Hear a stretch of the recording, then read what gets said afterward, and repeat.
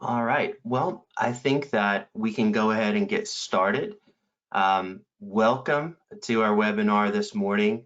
Today's webinar is Advanced Logistics Masterclass from Rate Planning to Parcel Execution. And with me today is Justin Kramer, co-founder of ProShip. Justin, could you please give a brief introduction? Sure. I've had the privilege of, over the last 23 years, not only founding a company that does small parcel shipping software, but being able to design, implement, and sell shipping software implementations that span from as little as 10 packages a day all the way up to 3 million packages a day. North American centric, all the way to spanning across 3 continents. So hopefully as we go through this masterclass today, I'll be able to share some of the things I've learned over the past. Great. And I'm Mark Taylor. I'm the Senior Director of Transportation Consulting at Körber. My career is 20 years plus in the parcel industry, with a decade at FedEx in various operational and corporate roles, as well as a stint at Lowe's Home Improvement as the carrier-facing customer. And now, for the past decade, at Invista, now Körber, helping clients to do RFP projects, to plan and to analyze parcel spend for the best case scenarios. So our webinar today is, I'm looking forward to the discussion, always with Justin and talking to another industry veteran. There's always a lot of good that comes from these discussions. Our agenda today is going to really be in 4 parts. We're going to talk about the parcel market and embracing the continuously evolving industry that we find ourselves in. We're going to talk about planning and how we can set ourselves up for winning. And then we're going to delve into rating and rate shopping and some of the advanced features and complexities that have to do with rating. And lastly, we're going to wrap it all up in talking about the best practices and how to put it all together. So when we talk about, yes, go ahead. Sorry, as we go through here, since Mark and I are both eager to have a conversation, not just between ourselves, sharing with you all the things that we've learned in our years of experience of this, but we also would like to get some audience participation as we go along. We've got a team of people behind who will be monitoring for questions. I highly encourage you to ask those questions. We're going to be looking to see that team pushes questions up to us so that we can try to incorporate your questions during the right segment. If not, we're going to get to the questions at the end.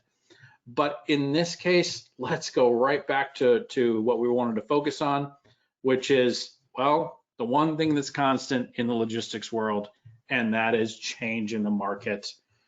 We know that the last 3 years, it just feels like there can't be much more change, and yet there is. Mark? Yeah, and there's some headlines on this slide.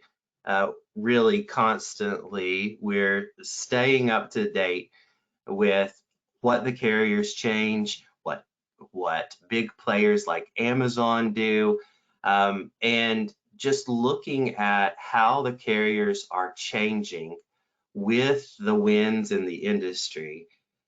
Some recent changes that everyone has had the pleasure of taking part in is looking at the carriers' strategies as we go from a very capacity constrained environment that we were in the pandemic to now one that has the capacity to really service the customers, and an economy that is down a bit retail wise year over year, with people either returning to stores or in general just the overall retail being down.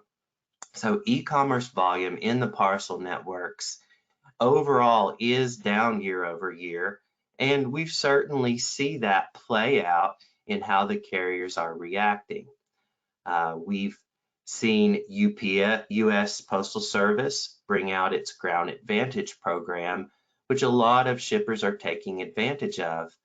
And of course, we would be remiss if we didn't talk about the Teamsters negotiation that happened in 2023, as it resulted in a net ADV change for UPS of 1.6 million packages daily that were diverted to other carriers, which UPS is now aggressively winning back and coming to the table with value in order to do so. And perhaps another headline that has caught our attention is a subtle yet probably what we think, Justin, to be a profound change in the way that carriers name peak surcharge. Now, the peak surcharge is going to be called demand surcharge, and most of us kind of can read between the lines there to see that those demand surcharges could be invoked in different times of the year than just peak. So, Justin, I know that you and I have spoken about that. Here's a thing that I look at. If you are not a traditional retailer that has just a fourth quarter peak, you may now find a demand surcharge as part of your annual logistics planning. If you are a retailer, the second most popular time of the year for shipping is Mother's Day. You may get demand charges during Mother's Day, and really it just depends upon your type of business. But Mark, I was thinking about it as we're preparing here, and it feels like we had more changes in 2023 in the logistics market than we had between 2001 and 2011. And that included DHL coming into the US and leaving, right? Every single major carrier is on our list here. The United States Post Office is changing faster than UPS did during that entire 10-year span I was talking about. And of course, there's more on the horizon. We have seen our introduction of the first the first carrier that is starting to calculate cost differently, okay? And that is dynamic pricing. So if a carrier, in this case, we know that Better Trucks is currently doing this, and we'll see others do it. With our ears to the ground here, we've heard at least a lot of conversation amongst the carriers about dynamic pricing. Basically, what it means is if you say, okay, well, I want to ship this today, and the lane that you're choosing for that origin destination pair is already 90% full, it may actually be cheaper to ship it tomorrow where that lane is undersubscribed at this point in time. Okay, so this is gonna be a big change. We don't know who's going to pick it up, but the ones we had headlines on before. But between this and Amazon actually acting as a true true carrier in the North American market, I again have never seen this much change in 1 year in the entire logistics industry. That's Mark, right. your thoughts? That's right. And Amazon, we can't have a conversation about parcel markets without talking about Amazon. Especially this past year, Amazon has now surpassed even UPS as the largest parcel carrier in the United States. We did not think that that would be the case 10 years ago. We saw them surpass FedEx in pickup volume, and now the Wall Street Journal this fall reported that Amazon now picks up more packages and ships them inside of its customers, as well as its Sell by Amazon customers, than are picked up in the UPS network. So if they do decide to offer their services broadly, it certainly would be a boon to competition. But just like our just like our challenges negotiating with FedEx and UPS, I'm certain that there would be challenges with Amazon and procuring agreements with them as well. So if we kind of look at what that negotiation environment has been and is currently, in 2020, we saw a huge change with the volatility of the pandemic into a carrier leveraged environment. On this slide, the higher the index value that FreightWaves has, the more leverage that the carrier has in the environment. So you can kind of trend that out from 2020 to the beginning of 22, all the leverage belonged to the carriers. At the beginning of 22, we saw this precipitate downward as volumes slacked off, as capacity came back online. Now there was more competition really in all modes of transportation, but that certainly goes into what we see in the parcel networks. So now at the end of 2023, we were coming in somewhere around a shipper leveraged environment to possibly neutral. Justin, did you have anything to add about what you've seen from rates with other shippers and your customers? Yeah, I will say for customers who locked themselves in during the end of that 2022 period, many of them are looking to renegotiate. It is very clear that the market has changed. Earlier in the month, I know it's only 10 days into the month, we've already got announcements from UPS that they're laying off some people because the volume's not there. This is a strong indicator to me that as FreightWaves puts this information out in later January and in February, we're probably going to see that pendulum continue to swing towards the carrier. I'm sorry, towards the shippers. So it will be a good year to renegotiate. That being said, I do want to touch back on Amazon real quick because again, I think this is a huge thing in our market. However, it's going to be very interesting because as Amazon introduced these things in the United States, which they've already been doing in Europe, they've already been acting as an end-to-end carrier in Europe for many years. So they're not going to learn new lessons or learn initial lessons in the US. Hopefully they've already learned those. But as they implemented in the US, some of the fees that they added if you weren't on their marketplace, things of that nature, the FTC is already looking at them.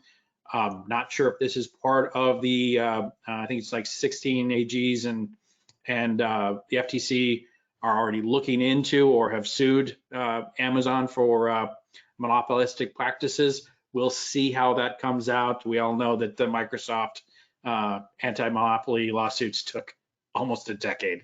But that being said, here we are as shippers, and we have a lot of choices. There's a lot of things going through our mind.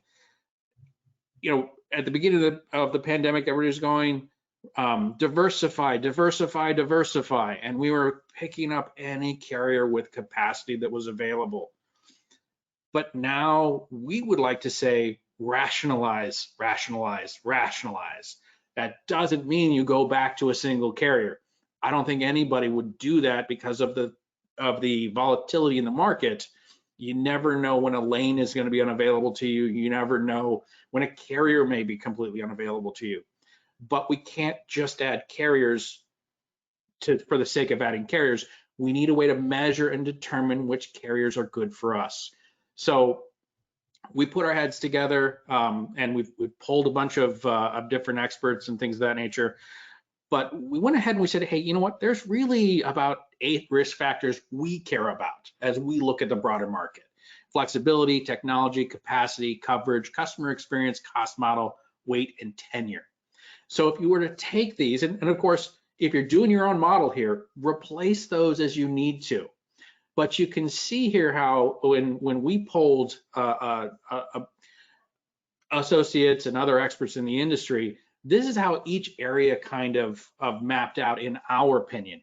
You know, national carriers, great with coverage and capacity. Flexibility is a little bit low. Same day carriers, we saw those as different than final mile, asset light, lightweight postal, regional. Now, again, this is really just a template for you to use. You could choose individual carriers and do this with, right? You could redefine what capacity or coverage means for you. And you could redefine what cost model means for you.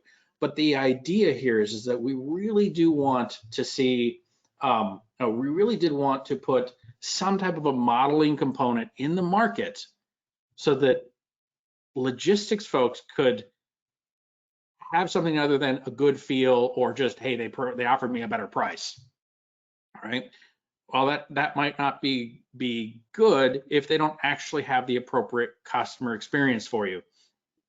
If the credibility of that carrier is just not good in that market, okay? Or their technology can't actually keep up with what you're doing. On the other hand, they may have great technology, and that might be a great reason to use them. Again, we're just trying to provide metrics to look at as part of the process here. Mark, did you want to add anything to that? Yeah, I think that one of the hottest topics as we supported clients really with both of our companies through the pandemic was carrier diversification and trying to qualify what some of these newer carriers may look like and what their service might yield and how they can be a part of our programs. And so as we go forward, I think what we've learned out of the whole past 2 to 3 years has been a little bit better kind of acceptance of a multiple carrier scenario and how to best utilize those carriers inside of our programs. And so that's a good segue into our next section, where we're going to talk about the role of planning in terms of creating a robust plan for the parcel network and our parcel programs. As part of Körber, I lead a team called Transportation Solutions Consulting, and what we do is to really help clients with their strategies around their parcel programs. That is anything from doing roadmap strategic initiatives and the analysis behind that, to helping them do strategic sourcing, where we help them to get the best agreements possible, having all of the relevant information on accessorials, rates, and being able to see from our perspective a view of the entire industry as our customers are a cross section of that industry. Really, we service multiple verticals. A lot of our clients are retail, but we also serve healthcare, manufacturing, food and beverage. And what we've found over the past few years is that really the larger the spend is per year, there is a certain amount of decrease in the savings that has been garnered as we've gone through different negotiation projects. But there is savings to be had in each spend category, especially now as we looked at that freight waves index of where we see negotiation going. We do see shipper leverage returning. So I think this is revenge of the shipper time. We need to go back and take advantage of this environment to be able to get some better rates and better terms in place that perhaps were very constrained during the carrier leveraged that produced some unfavorable terms and discounts during the pandemic. So when we look at an overall parcel program, the best thing for us to do is to start with the basics. You've got to start with the data. and get a holistic view of what are the attributes of the parcel program, what is the overall spend, how much volume or how many packages are shipped per year. Then looking at the cost per package and other overall attributes. And as we start to get more detailed into our planning horizon, we're looking at what is the carrier service mix, what really stands out to us as being the most important pieces of the parcel negotiation or parcel program from a spend perspective. After we establish those priorities and some of those basic views, getting into the detail of volume by service, spend by service, then we start to create scenarios that enable us to look at different cost scenarios versus the baseline. So when we're looking at the baseline cost, we can line up any scenarios that would benefit us from a carrier mix perspective. We can evaluate against proposals garnered in a bid, and we can incorporate all of that to come up with the best scenarios possible for the parcel program. So what this looks like in the planning to execution cycle is just that it is a cycle. So establishing the goals and outcomes in the planning process, modeling the parcel program, evaluating those scenarios as part of a bid or as part of just a strategic initiative, establish the parcel program plan that we need to execute on. So the beginnings of any successful parcel program is this detailed planning, enabling different scenarios to be evaluated, and that's not just from a cost standpoint. A lot of people are concerned about business continuance, rightfully so, because throughout the course of the past couple of years, we've had volatility from a carrier, even at sometimes work stops that weren't predicted. So Justin, would you add anything to the planning piece, and what would you have to say in that regard? Absolutely. And we got a question in, by the way, so plenty of time to add questions as you need to. There's a question in about if I've rationalized a certain number of carriers, but I want to keep a particular discount with carrier A, right? Well, that's right there at the start. That's establishing the goal, right?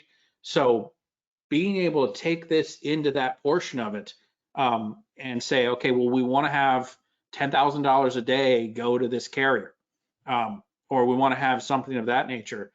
That's a great thing to put in that established goal, because then as we model, as we evaluate, and then as we implement, as we start to get into the yellow there, our side of the fence there at the product side, where we're actually in the warehouses and the stores, we're going to enforce those goals for you while still trying to drive down those costs.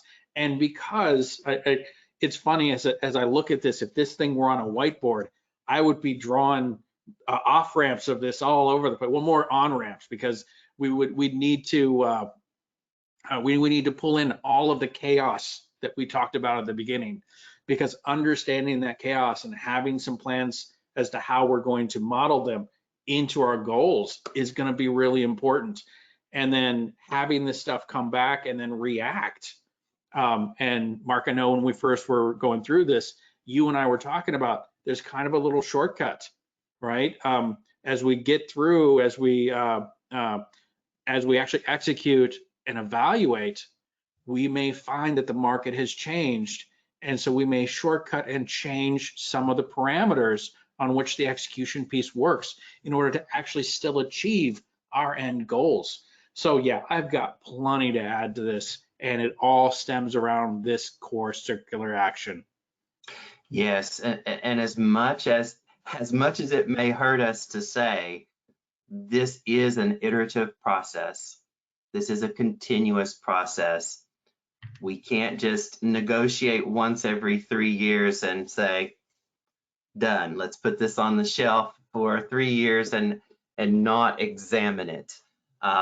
Because getting back to one of the questions asked, how do you ensure revenue tier when you're doing a carrier mix scenario? When you are negotiating, those tiers are movable. That is one of the negotiating points that you can make. If you have plans to mix or rate shop, then you want to set up your carrier agreements to allow you to do that. And that's one of the things that our group certainly helps with multiple clients on. So let's talk about rate shopping, and let's kind of go into the execution of this plan. So what is rate shopping? Well, a lot of us know that rate shopping is exactly what it sounds like. You have multiple carriers implemented with multiple service levels.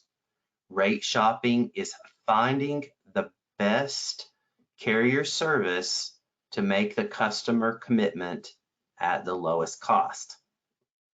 So when we have multiple carriers involved, there could be multiple solutions that get the package there by our commit date. And there are lots of calculations that need to happen in the background for that. Most people are wanting to do rate shopping to be able to manage in real time the right carrier choice with variance in box size, SKUs, and when you have an advanced rate shopper, then it's able to take into consideration all of those constraints. Those are what Justin has spent a long time creating, and all of the evil scientists at ProShip are able to create a schematic for. So advanced systems don't just shop between the different service levels or different carriers on the basic transportation rates. They take into consideration far more as they're putting together the right rates for that shipment. When the advanced capabilities are involved, they go from anywhere, Justin, from some of the basic tier modeling, carrier balancing, all the way into very complex scenarios. So as we go into the rate shopping piece, Justin, I'll hand it over to you to talk more in depth, which is certainly what you've spent a career doing. Yes, and what I'll say is much like the passion you have for the planning piece, the modeling piece, and not just you, but all of Körber has. ProShip, we really have a passion for evaluating the best solution at the scale, and it really started off simply, right? It started off with what we refer to as a basic rate shop. And as we go through here, we'll see this get a little bit more complex, but our basic rate shop starts with really just two things. It starts with the normalization, where we actually want to ensure that whether it's UPS, FedEx, Amazon, we're able to appropriately compare them and weigh equal to equal, right? And I know this sounds really silly, but that's not the way the market started back in the day. So this was actually a process that we actually went back and forth with the carriers to help in some fashions, and in some fashions we just fill in the blanks for you in order to ensure that you're able to do that. But also carrier service fit, right? You're not going to ship a next day early AM, an 8 AM delivery to some parts of North Dakota. I mean, there are some parts where the oil work is being done that you can, but the vast majority of that state, you're not going to be able to do that, right? So we want to make sure that the only ones we're evaluating and sorting by cost are ones that can actually be delivered. It doesn't really help for you to say, oh, great, I can use this service when it's not actually going to be delivered on time. That's really going to mess with your customer's expectation. Now, this is the easiest, and I think any shipping product on the market should be able to do this. As we go forward, we actually start to get just a little bit more complex. We still have that normalization. We still have the carrier service fit, but now we add business time in transit. Okay. Now, this was very helpful in the mid 2010s because now we could offer a 2-day delivery. But what we could also do is say, if we're shipping from Chicago to Milwaukee, right? Well, ground is a 1-day delivery. Not only can I meet my customer's expectation in business days, but I can exceed my customer's expectation in business days. And here's where we started to turn the ship and execution experience into one that helped control the customer experience. Now, anybody that's in logistics knows, well, business days are different for every carrier. What is a business day? And so here's where that time in transit filtering, as we called it, in the early 2010s, didn't really hit the need for the customer experience as that process was growing. And so finally we said, you know what, let's evaluate this whole thing. We'll make it just a little bit more complicated, and we will create what we refer to as advanced date shopping. Still has the basic of normalization, carrier service fit. We still need the number of business days it takes for a carrier to get it from point A to point B, but now we need to look at a lot more pieces of information. We want to understand the customer EDD, or that expected delivery date. I know that's a term that's been hitting the market a lot lately, but it should, estimated delivery date, but it should be expected delivery date in my opinion, because as we all know, between the order and putting a label on it, that fulfillment time can vary and could have negative influences, could really change what we could have shipped it as how we need to ship it in order to enforce that expected delivery date. Now, that's why at the top here, we start looking at the label creation time. As we are here in the middle of the day, all of our carriers should be available for us. Even if we're in a store, we probably have not had any of our pickups yet, okay? So we need to look at the last trailer pull time. Now we call it that, right? Even though it's you don't have a trailer in a store, but really it's when can you put a label on it and have it leave that facility today, okay? If not, we're gonna jump down on the bottom there. We're actually gonna look at what is the next contracted pickup day, right? If it's a Friday, is Saturday a pickup day, or is it not gonna leave that facility until Monday? If it does leave the facility on Saturday, now we jump up again here, we look at contract transit date. Is it actually transiting on Saturday, or are we simply exchanging custody and the transit process will not occur until Monday? And then finally, now this is transited all the way across the country, or maybe across the city, you never know. It's transited from the origin to the destination sort facilities. Is the day that it hits that final sort facility, is that actually a delivery day? The United States Post Office, for example, they transit 7 days a week, but most of their services only deliver 6 days a week. So if that transit ends on a Sunday, for most services, it won't be delivered until Monday, okay? So we need to take all of these things into account. And as we look at this huge this huge evolution that we've seen over the last 20 years in the market, you can see how all of these things have gotten more and more difficult and more precise. But they've been dissected. We've gone ahead and understood all the parts. And in the end, this allows us to do an evaluation. And as we go to this next slide here, it's really important that you see the names of the services and the names of the carriers don't matter. It is Here we are in our example on a late on a Wednesday, okay? DHL e-commerce, again, just fictitious example, and UPS have pulled for the day.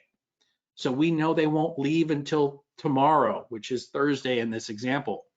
FedEx is available for me, and I've got both an express and a ground service that I'm looking at, okay? And so I can look at those. As I go through all of this, I'm able to determine what is the lowest cost solution that's available to me. Well, that was that FedEx ground one at a very fictitious $9.13. Okay, what is the fastest one for me? Well, that's the FedEx one, again, at a very fictitious $12.99, the most expensive one in the example, the important part. But when we really look at what's the lowest cost that meets the Monday expectation for this customer, well, the system will automatically choose DHL e-commerce, even though it won't be picked up until tomorrow, and it won't transit for 2 days, Saturday and Sunday being non-transit days for this contract. It hits that sweet spot of the lowest cost that will meet or exceed our customer's expectation. So you can see there's a whole lot of information that comes together here to do this, and a good shipping software should be able to do this sub-second. Okay, so there's a lot going on there, a lot of information that needs to be processed, but this is really what that execution is about, right? Because quite frankly, as we talked about carrier volume balancing, if we haven't shipped enough through FedEx here, we may actually remove DHL e-commerce from the sortation, so we can bias towards that carrier. Or maybe it's UPS and we'll bias towards them instead, okay?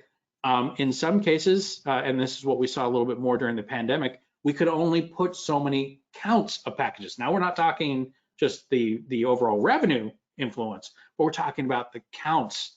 And so we can only put 10,000, 20,000, whatever the case may be, per day through a particular carrier without exceeding our quotas, getting further fined or potentially fired.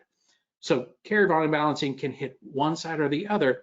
You feed the rest of that into this advanced date shopping process, and now you have very intelligent processing happening from what is very simple individual steps.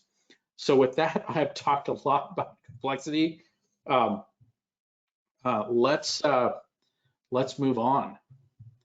Yeah, so looking at that complexity, and as you identified, I continue to be amazed that all of those calculations can happen so quickly as the shipment is being routed across a conveyor that's going miles an hour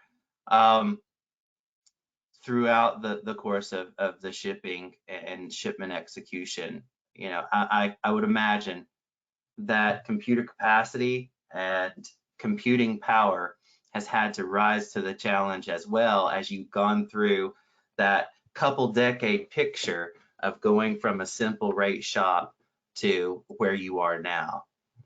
So, Mark, before we move on, I've got a question that okay. I think is best tailed onto the end of this. This is from Oscar at Chiotis. In a high volume parcel shipping environment, what point in the pick pack process do you recommend rate shopping? Sometimes if you do it too early, for example, you could be creating that label 6 hours ahead of time. Okay, and I will tell you that if you are producing the label 6 hours ahead of time, you do want to put a lot of fudge factor into the advanced date shopping process. There is the ability to produce that label, put it in what we refer to as a hold lane, such that as it hits that final scanner going in, we can have an opportunity to, if it has been too long, hospital lane that. It's not the best scenario. The best scenario by far is to apply a label to it as it is going to the final sort into the various trailers. That's not always possible, but if you work with your multi-carrier shipping software vendor, they should be able to tell you as you move further away from those trailers, what degradation and capability you'll have, and how you can still take the best advantage of all of that. Mark, did you have anything to add about that? No, you know, I think that kind of going into the last part of what we have to talk here, I mean, there's certainly more complexities even on the horizon that we could look at, even from what you've already pounded out and contrived as part of your software and the ability to do that. And carrier pricing models do continue to evolve, and we see all kinds of complexities here. We talked about revenue-based pricing. We talked about some of the other complexities. But Justin, how do these play into what ProShip is currently doing and what you intend to do in the future? Basically, our job is to work with partners like yourselves, right? Understand what you're seeing. As a matter of fact, we're gonna at the end of this slide, we got another question to throw in here. Again, get your questions in. We love answering these questions because they make the data, or they make what we're talking about way more relevant. But I think a lot of it has to do with relationships. I think we all know in business, relationships are everything. I think when it comes to choosing multi-carrier shipping software, you need to look at relationships from multiple directions, not just how their relationship with other customers, other shippers are, but how are their relationships with thought leaders in pricing models like Körber? How is their relationship with the carriers themselves? Right? If you ask the carrier rep, have you ever heard of XYZ? They're like, I asked around and nobody's ever heard of them. Odds are that that supplier doesn't have great relations. And again, I'm sorry, a little bit of a tangent there, but really it comes down to the reason those relationships are so important is you've got a wall of stuff here that has changed, that needs to happen automatically. A couple hours for somebody who's shipping 10 to 100,000 packages a day miscalculates by tens of thousands of dollars if these surcharges that are always changing back and forth are not appropriately coded to terminate at the right time. Now, what I mean by that is a lot of these things are something that the shipping software vendor can update. So if you've got a great technical model that allows the software to be refreshed on a weekly basis at a minimum, right? More often if for some cases, but to be refreshed, all of these different things that we're talking about, all of the ability to understand these things and then apply them to advanced concepts, such as zone skipping, which we're seeing take a massive comeback nowadays, and pull all these things into play. It's really important that your supplier have a great model to do this. And as we talk about some of these things, I want to go to Matt's question from Spencer's. And Mark, this question really, I think, goes more towards you, though I'd be able to add some color. Two-part question. The first part, are mid-sized retail shippers seeing discounts on common accessorial charges such as fuel surcharge, residential, and things of that nature? Second part, I'll repeat it later if you need to, but just to give this all the color, as these retailers renegotiate, are shippers seeing more relief in base rates or accessorial charges? Great questions. So when we look at the SMB space, that is really where the carriers are getting most aggressive. And I would call SMB as anything that is sub $30 million. Carriers are more aggressive on those shippers, as reflected on one of the earlier slides, because in general, they do not garner the type of discounts that $300 million programs do. And as the carriers play out their strategy, it's all about profit management, margin enhancement. UPS and FedEx have both stated on their quarterly review calls that that is what they're after. Where they get that mostly is in surcharges. So when we look at negotiating, what's often the case is that there is room for both transportation rates and accessorial increases in incentives in that SMB space. Now, where I will say is when you look at some of the transportation rates that have been in, say, after 21, those have not been as good of incentives as they were prior to the pandemic. So now that we're getting back some leverage, I do think there's room really in all aspects to negotiate some better rates. All right. I'm going to accelerate a little bit here. Let's jump to the next slide because the questions are starting to come in. We love to see that. We want to make sure we've got enough time to do this. Now, this is kind of what I was talking about on the slide before, which is these things change a lot.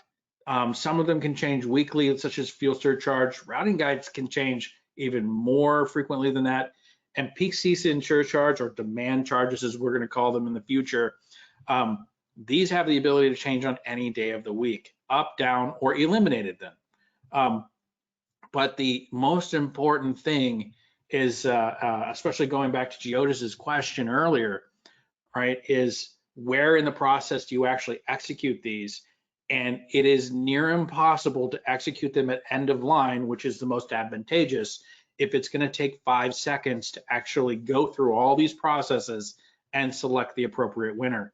Why? You got to keep that conveyor system going. You got to keep everything moving into those trailers as quickly as possible for your mid-size and large retailers. And really, this all comes back to, and our next slide is perfectly timed. It comes back to what we planned, right? What were our goals? How are we going to change things? And Mark, you mentioned that this allows us to do an evolutionary process. Yeah, maybe we have to do what we've referred to as, oh my God, I just dropped the term, but basically where we execute a label early rather than later. And over the years, we can move that execution closer and closer to the trailers. And really the big question on that is always, do we have the goods at this point in time? Or do we, or is it pre-pick, right? If it's pre-pick, we may have to change with an update, things of that nature. That's really going to affect that yellow area here and what we can do. But I'm gonna sum this up real quick, and Mark can throw it back over to you for a sum up as well. But again, what we talked about is the fact that we have all of this change in the market. We, Körber, ProShip, and really any good set of teams like ours have the ability to come together to help plan those goals and say what's realistic given the physical realities of your solution.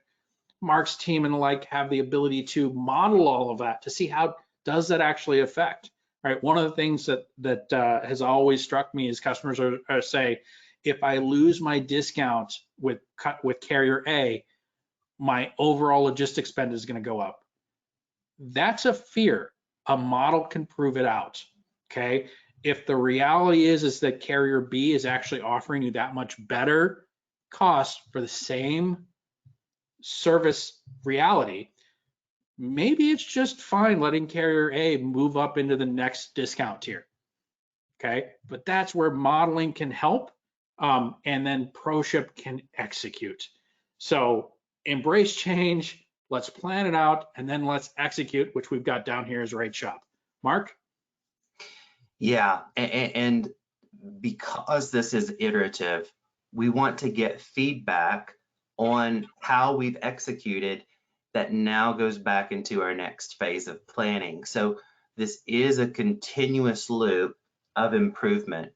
And really, this takes someone that is engaged continuously to be able to take advantage of the opportunities of improved performance and cost, and not just taking a look at this every 3 years when our agreements are up, but as a continuously evolving process. The market is changing too quickly, and carrier strategy is changing to go along with that market, to just ignore this for any period of time. We really have to stay on top of it. But with that, perhaps we can can make a transition into the questions here, Justin, as they're kind of rolling in. I do see one here specifically for ProShip about a client that has 5K packages monthly. Would you like to take that question? Yes, as a matter of fact, let's do a last call for questions here. We may go a little bit over the hour. This will be recorded, so if you don't hear your question answered, we'll either do it by email or you better watch it on rerun. So ProShip actually has multiple levels of deployment, and basically we're able to help customers with our various products from basically about 100 packages a day up. The lower down we go, the more likely they're going to get an ROI. If we are automating particular inefficiencies, examples would be if you've got any Department of Defense, medical, or controlled goods, things of that nature, clearly that automation starts to help very quickly. That might actually, we've got customers who honestly only ship 50 packages a day because they require FA18 signatures on everything.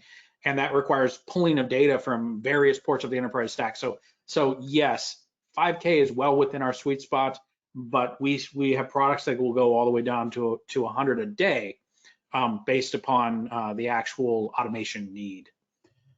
Okay, there's an ask here about the modeling tool. And Mark, I want to throw that one to you because you guys are the ones with the model, right? And so I want to make that clear to everybody calling that Körber's job is to help you set the goals and do the modeling. ProShip's job is to enforce and execute.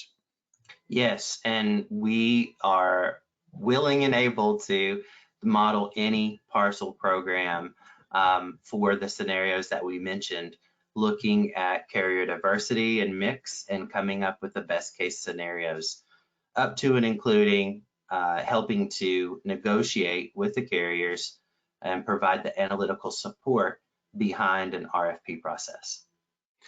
Yeah, as you mentioned, our mad scientists, really not scientists, they're just software engineers, they're completely focused on how to execute correctly faster, right? We have an obsession with speed. We would be Formula One car company if we weren't doing software, right? And speed and accuracy. Whereas the modeling and negotiation, that's where Körber comes in and hits it out of the park. All right, next one is from Abbott.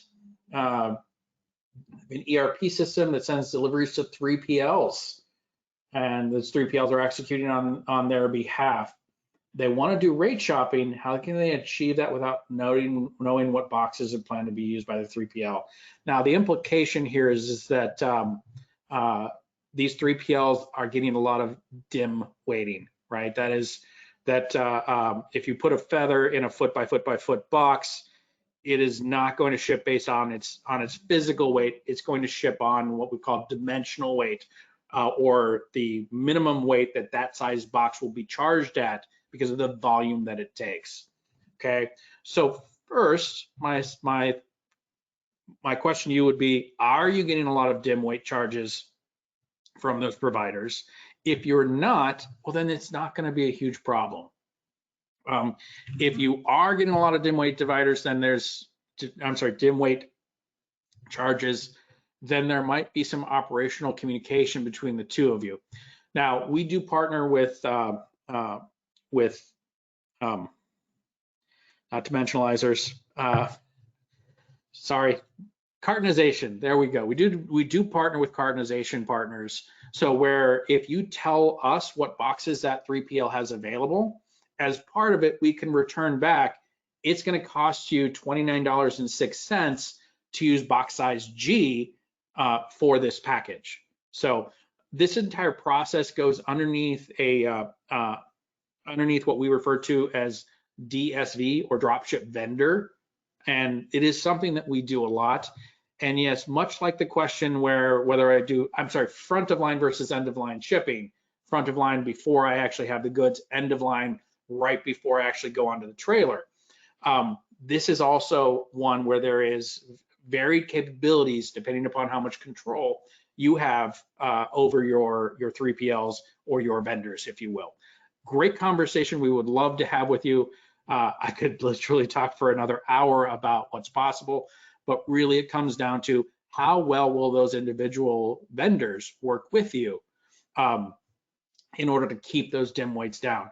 Once that's available, then you can easily say at this vendor they have FedEx, UPS, and LTL. At this other vendor, they've got GLS, OnTrack, and UPS. And the system can easily rate shop between those to provide either a recommendation or, and this is very common for very small vendors, even the actual carrier label you may want them to use from that origin. All right, so we've got 2 minutes left to go. Oh,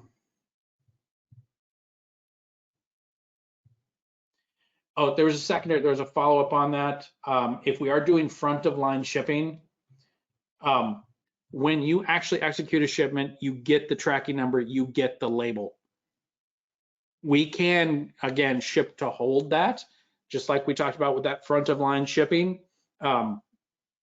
We can ship to hold that, which puts it on a manifest that isn't going to be transmitted until we get a flag that says, until we get an input that says, hey, this tracking number has crossed a barrier and is in a truck now. We can then update that tracking number to a release lane.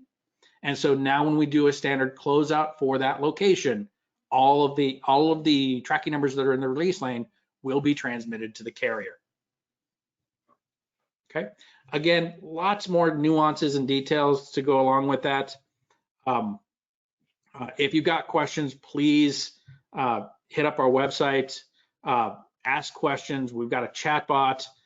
We've got business development resources to help take these conversations further.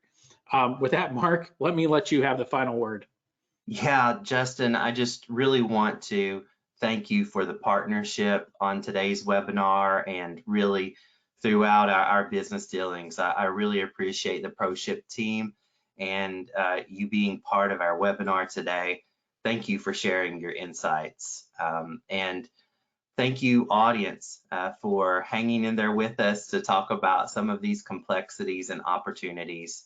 We appreciate you coming today. Thank you. Thanks, everybody.